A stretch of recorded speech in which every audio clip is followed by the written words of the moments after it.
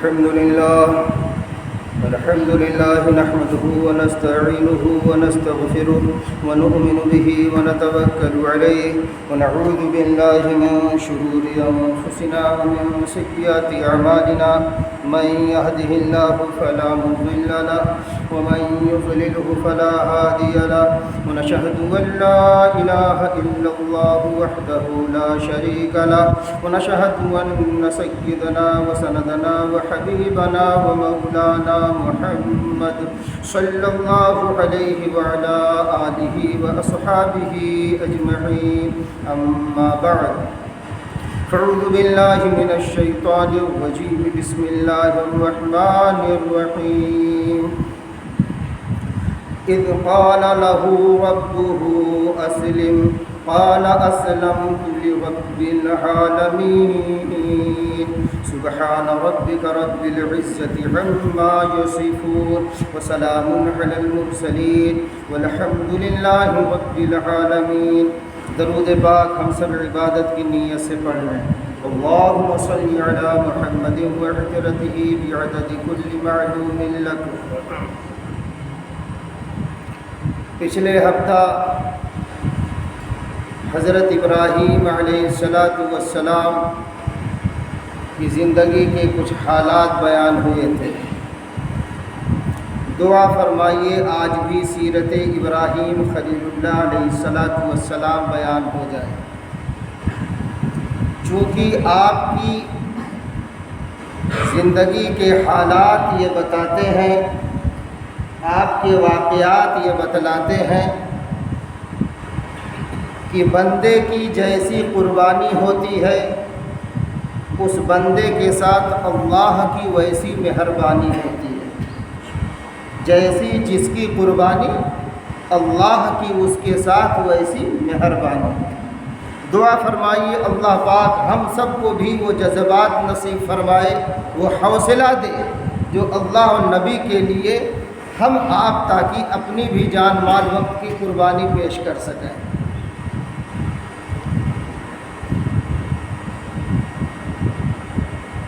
چونکہ حضرت ابراہیم علیہ السلام بھی نمرود اور نمرودیوں میں گھرے ہوئے تھے، ان کا بھی سارا زمانہ دشمن تھا۔ ایسے میں ظاہر سی بات ہے دشمنوں کے مقابلے میں ڈٹنا جمنا مستقیم رہنا یہ بڑے جگر اور گردے کی بات ہے۔ وہی آدمی دشمنوں کے خلاف جم سکتا ہے، ڈٹ سکتا ہے، مستقیم رہ سکتا ہے جس کا تعلق اللہ سے مضبوط ہو۔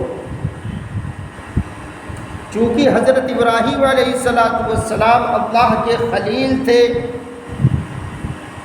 اللہ کا قرب انہیں ملا ہوا تھا،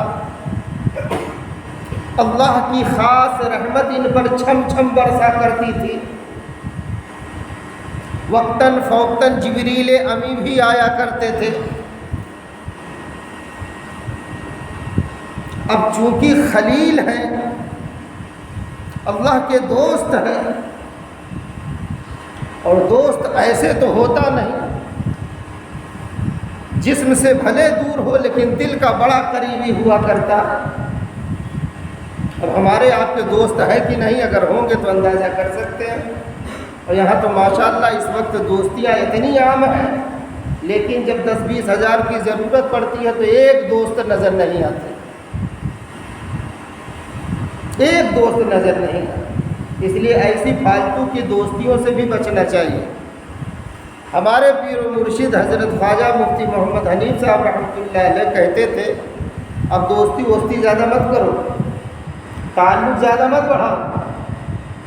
تو ہم نے کہا حضرت وجہ؟ کہا جتنے تمہارے متعلقین ہیں، جتنے دوست احباب ہیں، بس ان سے نبھا لے جاؤ یہی بہت ہے، ان سے نبھ جائے بس یہی بہت ہے۔ تو ہم لوگ دوستیاں بہت کرتے لیکن نبھاتے نہیں۔ اللہ نہ کرے ایسی فالتو دوستی ہم سے آپ سے لگے۔ حضرت ابراہیم علیہ السلام چونکہ اللہ کے خلیل تھے، اللہ سے انہوں نے دوستی لگائی تھی، اللہ کے یہ قریبی، اللہ ان کا قریبی۔ اب جس کی دوستی اللہ سے لگی ہو، اول تو اللہ کا رازدار ہوتا ہے، کسی کو اپنے سینے کا بھید وہ دیتا نہیں۔ ہاں، جو کوئی واقعتاً مخلص ہو، طلب صادق لے کے پہنچا ہو اس کے پاس، تو وہ کچھ راز و نیاز کی باتیں کھولتا ہے، اللہ کی معرفت کی باتیں کھولتا ہے، ورنہ اس کی زبانیں گنگ ہو جاتی ہیں۔ حضرت ابوبکر صدیق رضی اللہ عنہ فرماتے ہیں کہ جو اللہ کی معرفت پا گیا، بس سمجھ لو جس دن جس وقت اس کو نصیب ہوئی، اسی وقت سے اس کی زبان گنگ ہو جاتی، بند ہو جاتی۔ کیوں؟ کیونکہ بس وہ اپنے یار کے، دوست کے خیالوں میں ڈوبا رہتا ہے، ڈوبا رہتا ہے، وہ فالتو بکواس نہیں کرتا۔ کیوں؟ کیونکہ اس کے دل میں محبت کی لہر چلتی ہے، وہ اسی میں مست رہتا ہے۔ پتہ نہیں ہمیں آپ کو کبھی مستی نصیب ہوئی کہ نہیں، اللہ کرے نصیب ہو جائے، چونکہ یہ برکت کی رات چل رہی ہے۔ پچھلے ہفتہ بتایا گیا تھا کہ اس میں کچھ دل لگائیں ہم آپ بھی اپنے اللہ سے، اور اللہ کی دوستی مانگیں، تمنا بنا بنا کے مانگیں کہ اللہ ہم آپ ہی کے ہو کے جینا چاہتے ہیں، آپ ہی سے دل لگانا چاہتے ہیں، لہذا ہمیں قبول فرما لیجیے، قبول فرما لیجیے۔ اب پتہ نہیں خوش نصیب وہ ہیں جو لوگ ان راتوں میں اللہ کو رو رو کے کچھ وقت دیتے ہیں اور مناتے ہیں۔ انشاءاللہ ان کے دل میں دوستی لگے گی، وہ محسوس بھی کریں گے انشاءاللہ۔ اور جب اللہ کی دوستی لگتی ہے نا، تو فالتو کام آدمی چھوڑ دیتا ہے، ان کا چکر بھی چھوڑ دیتا ہے، بس انہی کی یاد میں وہ کھویا رہتا ہے۔ یاد میں تیری سب کو بھلا دوں، کوئی نہ مجھ کو یاد رہے، تجھ پر سب گھر بار لٹا دوں، خانہ دل آباد رہے۔ وہ دل کی دنیا میں اپنے یار کی، اپنے دوست کی محبت کی آبادی وہ دیکھنا چاہتا ہے، اور جب نہیں محسوس ہوتی تو تڑپ جاتا ہے، کہیں تو ایسا نہیں میرا دل بربادی کی طرف جا رہا ہے۔ اب جب دشمنوں سے ٹکر ہو، نفس و شیطان سے تو رہتی ہی ہے، بظاہر دنیاوی دشمن سے بھی ٹکر ہو، اور دشمن وہ بھی بادشاہ وقت ہو، پوری دنیا کا حکمراں، اس کے چیلے چپاڑے جتنے ہیں سب حضرت ابراہیم علیہ السلام کے خلاف، گویا ایک جنگ چھڑی ہے۔ اب ایسے ماحول میں دشمن کے خلاف ڈٹے رہنا، جمے رہنا، ظاہر سی بات ہے یہ اسی مرد مجاہد کا کام ہوگا جو اللہ سے دوستی لگایا ہوگا۔ اب ان کی دوستی کیسی تھی؟ ان کی دوستی کیسی تھی؟ ہمارے اکابرین نے لکھا ہے، وہ میں پڑھ کے آپ کو سنا دوں، پھر بات انشاءاللہ آسانی سے سمجھ میں آ جائے گی۔ یہ معرف القرآن جلد اول ہے، سورہ بقرہ کی تفسیر صفحہ نمبر 308 پر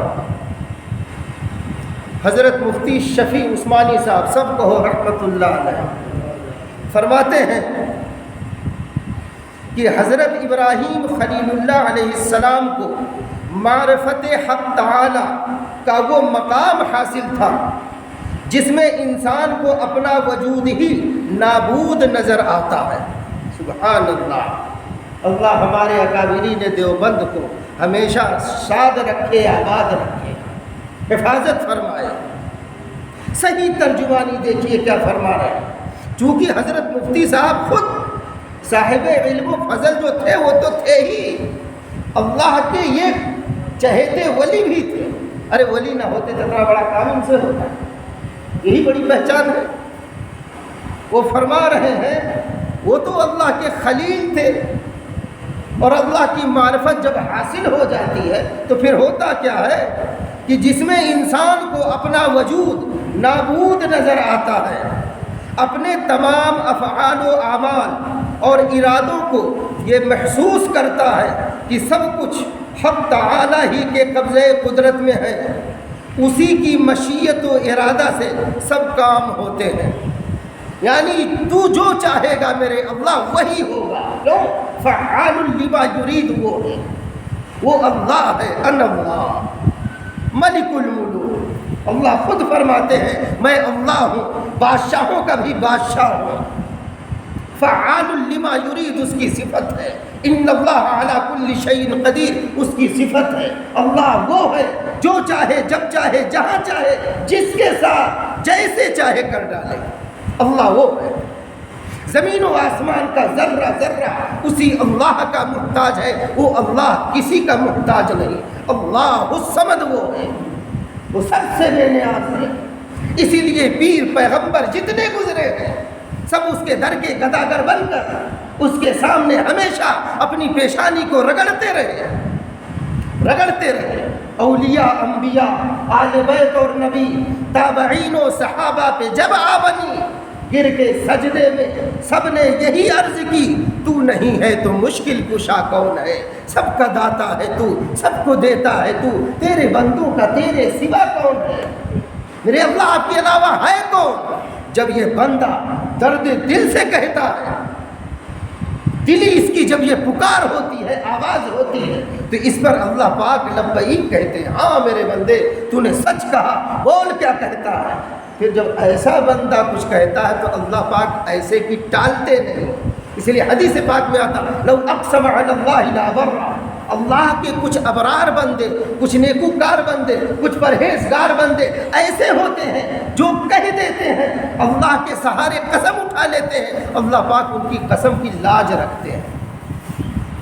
تفصیل کا موقع نہیں، ورنہ اپنے اکابرین کے صحابہ کے بہت سے واقعات اس پر سناتا۔ بہرحال تو ہم آپ بھی اپنے اندر ایسی کیفیت محمودہ پیدا کریں، اور ایسی کیفیتیں اللہ والوں کی صحبت بابرکت سے پیدا ہوتی ہیں۔ اب یہ میں نہیں خالص لگاتا کہ خانقاہ میں آتے ہوتی ہیں، نہیں، ایسا نہیں۔ اللہ والوں کے پاس جائیں، بتائیں اپنے دل کا حال انشاءاللہ۔ تو چونکہ یہ خلیل تھے اور اللہ کے دوست تھے، اللہ سے دوستی لگی تھی، تو ایسی ان کی کیفیت تھی، تو ایسی کیفیت والے بندے کے سامنے کوئی بھی دشمن آئے، نمرود نہیں، نمرود کا چاچا اور باپ آ جائے، تو بھلا بتاؤ ان کے دل پر کچھ اثر پڑے گا؟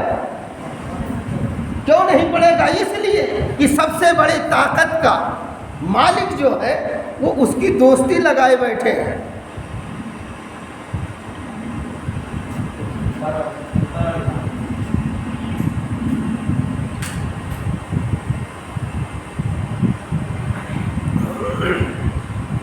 اب دعا کیجئے اپنے لوگوں کی بھی دوستی نصیب ہو جائے اور لگ جائے۔ سیرت ابراہیم علیہ السلام سے یہی پیغام ملتا ہے۔ جب یہی دوستی لگ جاتی ہے تو بڑے سی بڑی قربانی دینی بندے کے لیے آسان ہو جاتی ہے۔ آج ہماری آپ کی دوستی اپنے اللہ سے اتنی کمزور ہے کہ 5 وقت کی نماز مشکل ہے۔ تلاوت دیکھیے ماشاء اللہ، کتنے تو مریدین کہتے ہیں حضرت آج تہجد میں ماشاء اللہ 2 گھنٹہ پہلے اٹھے، آج 2600 تسبیح ہو گئی ہے فجر سے پہلے اور ابھی چل ہی رہی ہے ماشاء اللہ۔ ہاں بھائی، تلاوت تو حضرت 1 ہفتہ سے نہیں کر پا رہا ہوں، بس وقت نکال رہا ہوں، قرآن سے لگا ہوا۔ ایک تسبیح نصیب ہو گئی تو اس میں اچھل رہا ہے اور سب کچھ۔ اس لیے دوستی بڑھانے کی ہم لوگ فکر کریں، اور یہ جو 10 راتیں اللہ نے دی ہیں اسی لیے تاکہ جو میرے بچھڑے بندے ہیں جن کی دوستیاں کمزور ہیں اسی میں وہ دوستی لگا لیں۔ اب اس میں کرنا کیا ہے وہ سیکھنا پڑے گا، نہیں باتیں اور رہ جائیں گی۔ اب جب ایسی دوستی لگ جاتی تو قربانی دینی آسان ہو جاتی، جیسے حضرت ابراہیم علیہ السلام۔ سارے حالات واقعات چھوڑتا ہوں، وہاں سے لے چلتا ہوں۔ آپ ملک شام میں ہیں، وہاں مقیم ہیں، بہت دعا اور اللہ سے گریہ وزاری کے بعد اللہ نے ایک نور نظر لخت جگر دیا اسماعیل علیہ السلام کے روپ میں، شکل میں۔ اللہ پاک نے کہا کہ اے جبرائیل جاؤ اور میرے خلیل سے کہہ دو کہ آج کل یہ اپنے شیر خوار بچے کی طرف، دودھ پیتے بچے کی طرف بڑی توجہ کرنے لگے ہیں، لہٰذا ان سے کہو کہ اپنے بیوی بچہ کو وادی غیر ذی زرع میں چھوڑ آئے اور جاؤ جہاں انہیں ٹھہرانا ہے وہ مقام بتاؤ بیت اللہ، اور بتا کے پھر واپس آؤ، آپ کا کام ختم جبرائیل۔ یہ آتے ہیں ملک شام حضرت ابراہیم علیہ السلام کی خدمت میں اور اللہ کا پیغام سناتے ہیں کہ اللہ کا یہ حکم ہے کہ آپ چلیں۔ تو ایک سواری جنت سے جو لائے تھے حضرت جبرائیل علیہ السلام اس پر وہ سوار ہوئے، دوسرے پر حضرت خلیل علیہ السلام، تیسرے پر حضرت ہاجرہ اور حضرت اسماعیل علیہ السلام۔ یہ چھوٹا سا قافلہ اللہ کے حکم پر اب یہ مکہ المکرمہ کی طرف رواں دواں ہے۔ جہاں جہاں بستیاں آتی تھیں، تفسیر میں لکھا ہے، معرف القرآن کے اندر بھی یہ بات لکھی ہوئی ہے کہ جہاں جہاں بستیاں آتی تھیں، سبزہ وغیرہ ہریالی وغیرہ دکھتی تھی، تو حضرت ابراہیم علیہ السلام کہتے تھے جبریل امی سے کہ کیا یہی ٹھہر جائیں، کیا یہاں رک جائیں؟ تو کہا نہیں، چلتے رہیں، ابھی حکم نہیں ہے، چلتے رہے۔ کچھ ایام گزرے تو جب وہ مکہ کے کالے کالے پہاڑ دکھنے لگے، وہ کنکریلی پتھریلی زمین دکھنے لگی، اور جہاں اللہ نے پہلے سے طے کر رکھا تھا کہ میرے خلیل یہاں اپنے بیوی بچے کو چھوڑیں گے، وہ مقام جب آیا یعنی بیت اللہ کا، تو ایک ٹیلے کی شکل میں تھا۔ وہاں جب پہنچے تو حضرت جبریل امی نے کہا کہ اے پیارے خلیل، اللہ کا حکم ہے آپ یہیں پر اپنا بیوی بچہ چھوڑ کر اور فوراً روانہ ہو جائے ملک شام، آپ کو یہاں ٹھہرنے کی اجازت نہیں ہے۔ اب آپ سوچئے کہ بڑھاپے کے عالم میں جو لاٹھی کا سہارا، دل کا سکون دینے والا جو سامان تھا، آج اسے کہا جا رہا ہے اس غیر وادی ذی زرع میں چھوڑو اور یہیں سے پھر فوراً واپس ملک شام جاؤ، اس باپ پر کیا کچھ بیتتی ہوگی۔ آپ نے جب دیکھا کہ وقت کم ہے تو فوراً بیوی اور بچہ کے لیے انتظام کرنا شروع کیے چھپرے کا، جلدی اب وہاں سے کنکریلی پتھریلی زمین میں کیسے وہ گھاس پھوس لائے ہوں گے، واللہ اعلم۔ بہرحال بہت جفا کشی کا یہ معاملہ ہے، اس لیے ایسا جب کہیں آئے، یہ سیرت ابراہیم سے پیغام ملتا ہے، جہاں تک ہو سکے سہولت ہم آپ بھی اپنے بیوی بچوں کے لیے کر جائیں۔ یہ بہت بڑی عبادت ہے اور سنت ابراہیمی بھی ہے اور سنت محمد مصطفیٰ صلی اللہ علیہ وسلم بھی ہے۔ ایسا نہیں ہے، بیوی بچہ کے لیے جو کچھ سہولت ہو سکے، دیکھیے سہولت ہی تو دے رہے ہیں، حکم ہوا ہے کہ آپ چھوڑ کر اور روانہ ہو جلدی سے، تو جو کچھ وقت تھا آپ اس میں جلدی چھپرے کا انتظام کیے، توشہ دان میں جو کچھ کھانے کی چیزیں تھیں آپ نے ایک طرف رکھی، ایک مشکیزہ میں پانی تھا آپ نے اسے رکھا، اور رکھا کے بچے کو اس چھپرے میں سلا کر آپ پھر نکلنے لگے۔ جیسے جانے لگے سواری کی مہار کو پکڑے، بیوی سمجھ گئی ہاجرہ کہ ارے یہ تو لگتا ہے جا رہے ہیں، تو فوراً کہا خلیل کہاں چلے؟ اب آپ بڑھ رہے ہیں اور یہ بھی پیچھے چل رہی ہیں، سوال ہو رہا کہاں؟ کیا ہم لوگوں کو یہاں چھوڑ کے آپ جا رہے ہیں؟ تو اشارہ کیے جی، تو اور چلنے لگے۔ بعض سیرت میں بعض کتابوں میں ملتا ہے کہ 3 میل، بعض میں اور ملتا ہے کہ چلتی رہی۔ تب اچانک اللہ پاک نے خیال ڈالا بیوی ہاجرہ کے دل میں، اور فوراً انہوں نے پھر سوال کیا کہ کیا آپ اللہ کے حکم سے ہمیں چھوڑے جا رہے ہیں؟ تو حضرت ابراہیم علیہ السلام نے رو کر جواب دیا کہ ہاں یہ اللہ کا حکم ہے، اس لیے چھوڑے جا رہا ہوں۔ پھر آگے بڑھ گئے بیوی پیچھے گئی. لکھا ہے جب موڑ پر پہنچے, اوٹ میں پہنچے, چونکہ ایک پدری محبت کیا ہوتی ہے اس وقت کے باپ بھی بتا سکتے ہیں. وہ تو حضرت ابراہیم علیہ السلام تھے, اللہ کے خلیل تھے, کتنے مخلص تھے.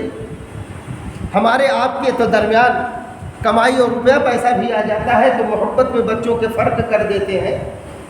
کسی بچے کو جو ہے اچھی زمین دے دیتے ہیں, کسی کو گھٹیا قسم کی, کسی کو اچھا والا مکان دے دیتے ہیں, کسی کو کھنڈر دے دیتے ہیں. یہ محبت کا فرق ہم میں تو ہو سکتا لیکن ان میں تھوڑی ہو سکتا تھا. وہ کتنے مخلص باپ تھے. اب جیسے ووٹ میں آئے تو فوراً دل تو تڑپ ہی رہا تھا, اور تڑپتے ہوئے دل سے جب خلیل اللہ کو پکارے تو ایسے کی پکار اگر اللہ نہیں سنے گا تو کس کی سنے گا. قرآن نے سب درج کیا, آپ تڑپ کر رو کر. اور یہاں سیرت ابراہیم سے ایک بات یہ بھی ملتی ہے, جب اس قسم کے حالات آئیں بیوی بچوں کے ساتھ یا اپنے ساتھ تو اللہ کی طرف انابت کرنی چاہیے, رجوع کرنا چاہیے. ہم نے تو رجوع کرنا ہی چھوڑ دیا ہے. دیکھیں کتنا رجوع رکھتے ہیں, کتنی انابت کرتے ہیں, کتنا دکھڑا اپنے اللہ کو ہم اپنا سناتے ہیں, جبکہ وہ سننا چاہتے ہیں. تبھی تو کہتے یا ایھا الانسان ما غرک بربک الکریم, اے حضرت انسان آخر تجھ کو رب کریم سے کس چیز نے دھوکے میں ڈال دیا؟ کون سی چیز ایسی مل گئی کہ اسے تو بھول بیٹھا؟ ہاں یاد ہے تو پتہ نہیں کس کی, اگر یاد نہیں ہے تو اسی کی. اس کی یاد بسا کر تو دیکھا ہے, لیکن یہاں خرافات تو نکلتی ہی نہیں. جب خرافات یہاں جم جاتی ہے اور اپنا اثر دکھا لیتی ہے تو انسان شیطان نما ہو جاتا ہے. اس لیے کسی اللہ والے کی صحبت کی ضرورت پڑتی ہے, وہیں یہ بدمعاشیاں نکالی جاتی ہیں. کتنے تو شیخ ایسے گزرے اکثر ہمارے اکابرین کہ تھپڑ تک مارے ہیں, جوتے تک لگائے ہیں, اور اسی دماغ میں لگائے ہیں تاکہ خناس نکل جائے. ہمارے استاد محترم ایک گزرے ہیں حضرت مولانا قاری اختر عالم صاحب کہیے رحمۃ اللہ علیہ. یہ حضرت گرینی رحمۃ اللہ علیہ کے خلیفہ تھے, بڑے نیک طبیعت کے, کیا اللہ والے تھے. دیکھتے ہی بس دل کی کیفیت بدلنے لگتی تھی. ہم لوگوں کو یاد ہے جیسی جس بچے کی شکایت کی جاتی تھی اور جس کا جیسا گناہ ہوتا تھا حضرت ویسی اس کو سزا دیتے تھے. بعض لڑکوں کو دیکھا گیا اپنی جوتی سے دماغ پر مارے ہیں اور ایک کہہ کے مارے ہیں, اسی میں خناس ہے, اسی میں شیطان نے یہ بات ڈالی ہے, اسی میں نکلا کہ نہیں نکلا اور مارتے جاتے تھے. اور استغفر اللہ. اور طالب علم کہتا تھا قاری صاحب نکل گیا. یہ ہے. لیکن یہاں تو سوچتے ہیں بس یہ بھی کوئی گناہ ہے. ارے لوگوں کے بارے میں غلط سلط خیال آپ کا جمع ہے. جناب آپ کون ہوتے ہیں بدگمانی رکھنے والے؟ جبکہ ہمارے علماء نے فہرست بڑے بڑے گناہوں کی, گناہ کبیرہ کی فہرست شائع کی ہے تاکہ اس کو دیکھ کے ہم آسانی سے اپنا علاج کر سکیں کہ کہیں ایسا تو نہیں اس میں سے ہم میں کوئی گناہ ہے. یہاں تو گناہ کی فہرست دیکھنا چھوڑ دیجئے, سننا نہیں چاہتے. تو بتائیے اتنی آسانی سے اللہ کی دوستی لگ جائے گی؟ اور ہم آپ تو بڑے خوش نصیب ہیں کہ مکہ المکرمہ کی دھرتی جو ایمانی مرکز ہے, وہاں سب سے پہلے جو حج کے لیے شخصیت بھیجی گئی وہ ہم سب کے دادا, ساری انسانیت کے دادا حضرت ابراہیم, حضرت آدم علیہ السلام ہیں. اس وقت ہندوستان ہی میں بسے تھے, آپ کو یہیں وہی بھیجی گئی ہندوستان کی سرزمین پر. اگر میں یہ کہوں اللہ کا فرشتہ پہلی دفعہ جو وہی لے کر آیا وہ ہندوستان کی دھرتی پر آیا تو غلط نہیں ہے, کتاب موجود ہے. رسول اللہ صلی اللہ علیہ وسلم کا طریقہ حج مفتی ارشاد صاحب رحمۃ اللہ علیہ کی کتاب موجود ہے, دکھا سکتا ہوں. پہلی وحی جو اللہ نے بھیجی میرے ہندوستان کی دھرتی پر بھیجی. یہ میرے آدم، موت سے پہلے پہلے میرے گھر کی زیارت یعنی حج کر لو. تو ہم سب کے دادا حیران ہو گئے، تعجب نہیں ہوا. تو آپ نے تعجباً عرض کیا، اے بار الہ، یہ موت کیا چیز ہے؟ موت کا لفظ سنے ہی نہیں تھے. تو حیران ہو گئے کہ یہ موت سے پہلے پہلے، آج یہ پہلی دفعہ اس بلا کا نام سن رہے ہیں دادا جان. تو کہا جبرائیل یہ کیا ہے؟ تو اللہ پاک نے پھر وہی بھیجی کہ عنقریب میرے آدم آپ موت کا مزہ چکھ لیں گے. تب سمجھ گئے. کہا اچھا، اگر میں حج کے لیے نکلوں تو میرا نائب کون ہوگا، میرا امیر کون ہوگا؟ اب فکر ہو گئی کہ آخر جب یہاں سے جاؤں گا مکہ تو 1-2 دن میں تو آ نہیں پاؤں گا. تو اللہ پاک نے کہا تھوڑا سا کتاب بھی دکھا دیں تاکہ کچھ لوگوں کو اور اطمینان ہو جائے. ہاں نہیں کچھ لوگ کہتے ہیں یار ایسا یہ ہانکنے اور بتانے لگتے ہیں، لگتا ہے جیسے کتابیہ بھائی نہیں ہے، ایسے ڈھنگ سے بتاتے ہیں. چونکہ ہمارے استاد محترم مفتی ظہیر الدین صاحب رحمۃ اللہ علیہ نے ہماری ایسی پرورش کی ہے، ہم کبھی جو ہے بچپن سے لے کے اب تک تقریر رٹ کر نہیں کیے، حفظ نہیں کیے. الحمدللہ یہ خدا داد نعمت ہمیں ملی ہے. ہاں استادوں کی ضرورت تو پڑے گی ہی کہ مضمون کو کیسے نکھارا جائے، کیسے ترتیب دیا جائے. تو ہمارے حضرت کہتے تھے تم حالات واقعات ایسے بیان کیا کرو جیسے تم نے اپنی آنکھ سے دیکھ لیا، تب لوگوں کے اندر یہ یقین جمے گا. تو الحمدللہ اللہ پاک سے مانگتا رہتا ہوں، دیتے ہیں. تو سنیے، دادا جان نے کہا پھر میرا نائب اور خلیفہ کون بنے گا؟ تو فرمایا ٹھیک ہے، میں اسے آسمان و زمین پر اور پہاڑوں پر پیش کروں گا کہ تم آدم علیہ السلام کی خلافت قبول کر لو. تو اللہ نے آسمان پر پیش کیا، اس نے انکار کر دیا. زمین پر پیش کیا، اس نے انکار کر دیا. پہاڑ پر پیش کیا، اس نے انکار کر دیا. تو ان کے بیٹے نے جو اپنے بھائی کا قاتل تھا، حابیل قابیل کی جنگ بتایا تھا نا، قابیل جو تھا جس نے قتل کیا تھا، قتل کیا، بہادر تو تھا ہی، دیکھیے کتنا جری. اب یہاں بھی بہادری دکھا رہا ہے. کہا ابا جان آپ جائیے، میں آپ کا نائب ہوں، میں آپ کی خلافت انجام دوں گا، جائیے آپ. تب آدم علیہ السلام ہندوستان سے حج کرنے کے لیے نکلے. صفحہ نمبر 79. پہلا حاجی یہیں سے گیا. کہیے سبحان اللہ. یار اتنی بڑی تاریخ بتا رہا ہوں، بتائیے کتنے خوش نصیب ہم لوگ ہیں. پہلا حاجی یہیں سے گیا. پوری دنیا میں کہیں سے اور شرف نہیں ملا. یہاں تک کہ قبیلہ جرہم وغیرہ اور تمام وہاں آباد تھے، سارے لوگ تھے، لیکن پہلا جو حاجی مل رہا ہے وہ یہی. بس جس مقام پر بھی یہ ٹھہرتے تھے، جب نکلے جہاں ٹھہرتے کھاتے پیتے وہاں آبادی ہو جاتی تھی. یہ ان کی برکت تھی. وہاں سبزیاں پیدا ہونے لگتے، ہریالی ہو جاتی تھی. تو یہاں سے ایک نقطہ بیان کرتا چلو. دادا آدم علیہ السلام اس وقت روئے زمین پر اللہ کے سب سے برگزیدہ بندے تھے، پسندیدہ بندے تھے. جس جگہ ٹھہرتے تھے وہاں سبزیاں، ہریالیاں، آبادی پیدا ہو جاتی تھی، بن جاتی تھی. اسی طرح جب کسی اللہ والے کو ہم آپ بلاتے ہیں یا کہیں ٹھہراتے ہیں تو ایسے ہی برکت آتی ہے جسے ہم آپ فوراً محسوس نہیں کر پاتے. اس لیے اللہ والوں کے پاس جانا بھی چاہیے، اگر اللہ نے طاقت دیا انہیں بلانا بھی چاہیے. دونوں کام کرنا چاہیے، دونوں کام کرنا چاہیے. اللہ پاک ہم سب کو توفیق دے. سنیے، یہاں تک کہ حضرت آدم علیہ السلام مکہ تشریف لے آئے. جب وہاں پہنچے تو فرشتوں نے جم کر اپنے دادا جان کا استقبال کیا، ہمارے آپ کے دادا جان کا استقبال کیا اور کہا السلام علیک یا آدم، سلام کیے۔ آپ نے جواب دیا اور فرشتوں نے دعا دی،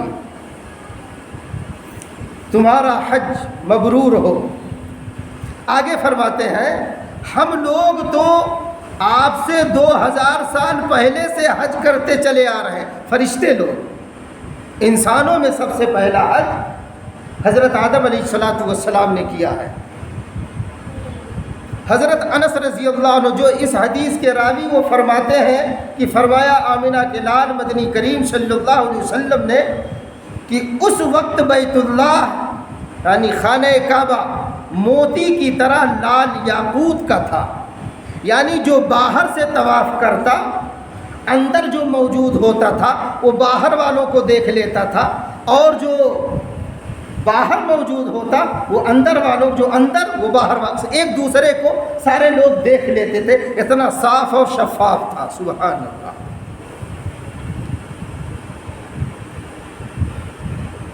جب آپ حج کے ارکان پورے کر لیے تو اللہ پاک نے پھر وہی بھیجی کہ اے آدم حج کے ارکان کو پورا کر لیا؟ حضرت آدم علیہ السلام نے کہا ہاں میرے رب۔ تو فرمایا اللہ رب العزت نے کہ اپنی ضرورتوں کا سوال کرو، یہ دعا سکھلائی جا رہی ہے۔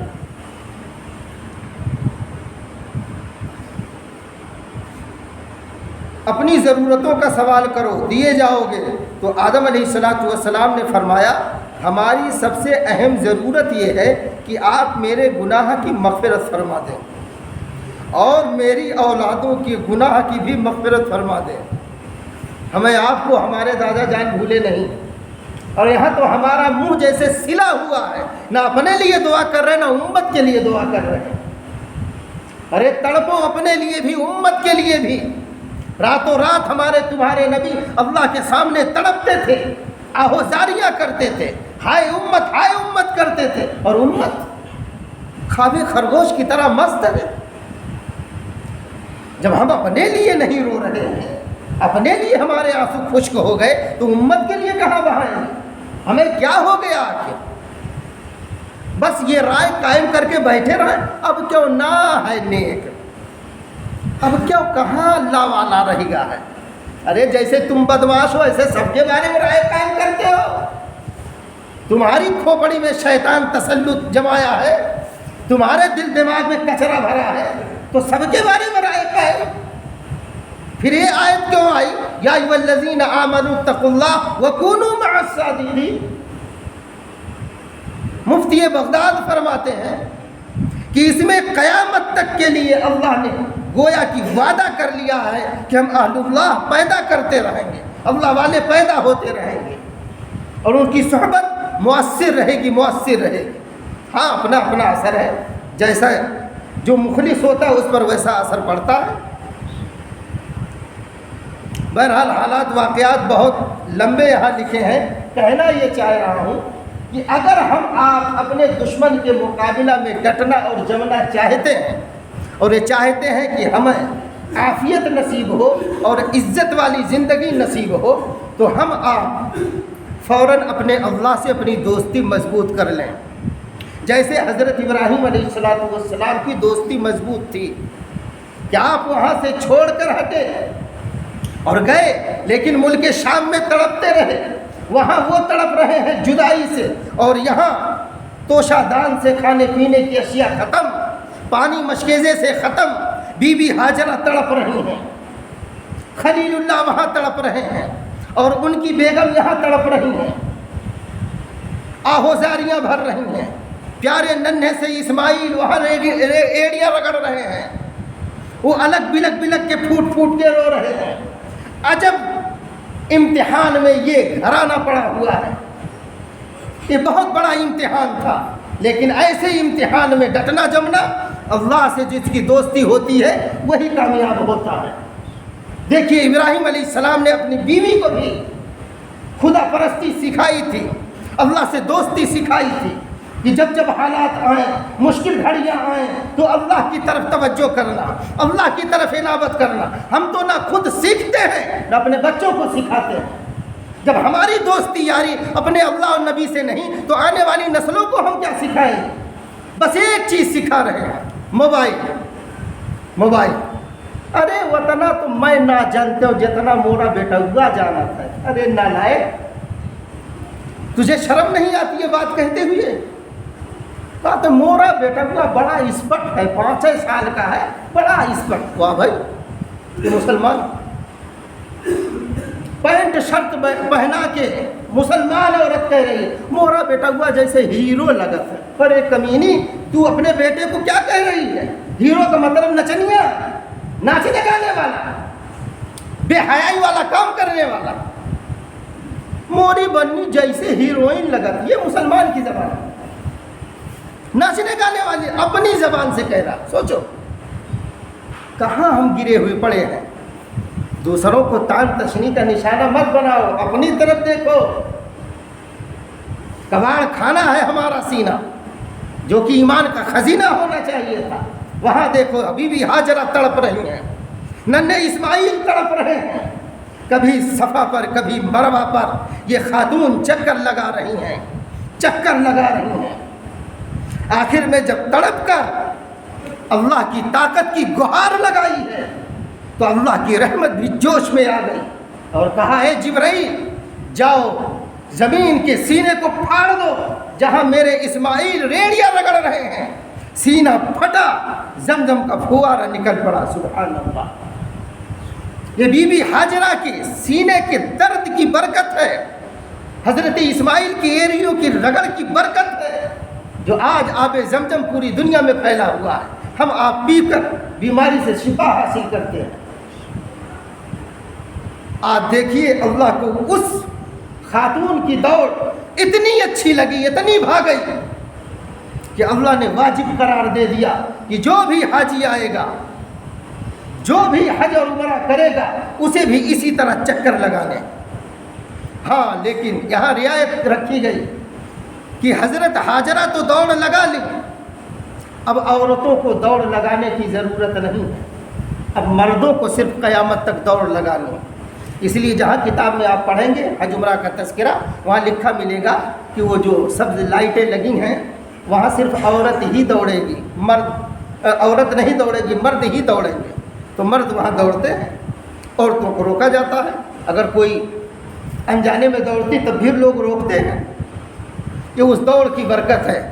وہ نقل کرائی جاتی ہے کہ اللہ کی محبت میں جیسے یہ تڑپ رہی تھی اللہ کی، اور واقعی میں وہاں پہنچنے پر اور اس جگہ ایک تو یہ خاندان یاد تو آتا ہی ہے، دوسرے جس وقت اس بیچ جب آدمی چلتا ہے تو اپنی قسمت پر بھی روتا ہے کہ سبحان اللہ، آج ہماری یہ قسمت جہاں بی بی ہاجرہ دوڑی ہیں، اللہ پاک ہم سب کو لے چلے، ہم سب کو سرزمین پر بار بار جانے کی اور حج عمرہ کرنے کی توفیق عطا فرمائے۔ تو عرض یہ کر رہا تھا، سیرت ابراہیم سے اللہ پاک ایک پیغام یہ بھی دے رہے جو آیت کریمہ پڑھا تھا، اذ قال له ربه اسلم، جب اللہ رب العزت نے کہا اے میرے ابراہیم میرا حکم مانو، میری اطاعت کرو، میری فرما برداری کرو، تو حضرت ابراہیم علیہ السلام نے یہی کہا، قال اسلمت لرب العالمین، فوراً کہا ہاں میرے رب میں آپ کی اطاعت کروں گا، آپ کی مانوں گا۔ تو جیسے حضرت ابراہیم علیہ السلام اور ان کا پورا گھرانہ اللہ کا تابع دار بن کر دنیا سے گیا، ایسے ہم آپ بھی تابع داری کریں، جیسے انہیں عزت ملی انشاءاللہ ہمیں آپ کو بھی عزت ملے گی۔ دعا فرمائیے اللہ پاک کہنے سننے سے زیادہ عمل کی توفیق دے۔ وما علینا الا البلاغ۔